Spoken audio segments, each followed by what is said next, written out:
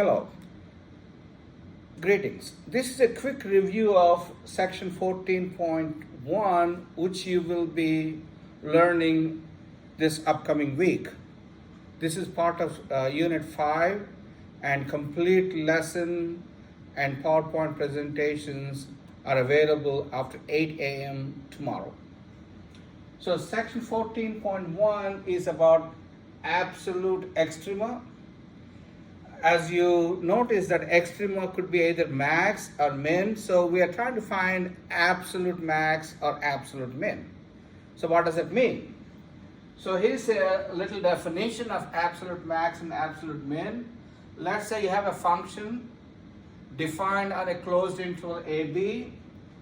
We say f has absolute maximum at x equals x naught if the value at that point is larger than any other value of the function in the domain. So f of x naught is larger than or equal to any other value of the function in the domain. Likewise, absolute min at the point x equals x naught means the value at f of x naught is less than or equal to f of x for any x in the domain. So absolute extrema, as I mentioned before, means either absolute max or absolute min.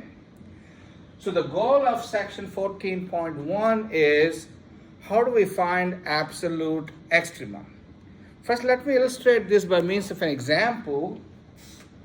Let's say you have a function which is defined on the interval a to b.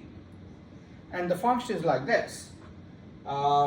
This is A, this is B, and the function goes like this, maybe like this, and a curve, and goes up. Okay. And notice that at this point here, it looks like origin, you have a cusp. Cusp means f is not differentiable. So the point in the domain where f is not differentiable, that's a critical point for us. So there's a critical point here, and also there's a critical point down here, because that's where the slope of the tangent line is 0, or f prime is 0. So there are two critical numbers here. One is this one, another is that one. So according to us, this is a local max, that's a local min. These are local extrema. That means there are max and min in that little neighborhood. But in this case, we want to find absolute max. So if you look at the function, it looks like that's the absolute max. And probably, let's make it a little bit shorter here so that I could see this is the absolute min, because there's no value smaller than this value. So how do you find those things? In a nutshell, the way we find this absolute max and absolute min is find the critical numbers